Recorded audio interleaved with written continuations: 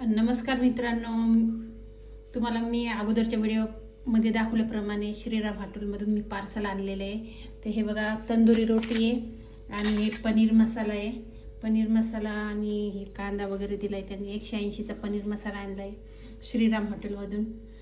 तर सतीश भवताडे यांची हॉटेल आहे, खूप छान असतं तिथं. पनीर मसाला स्पेशल आहे, पनीर मसाला खूप छान देतात, म्हणून मला आवडतं, म्हणून मी घेऊन येते पार्सल. किंवा जीवावर आलं करायचं की पार्सल घेऊन येत असते.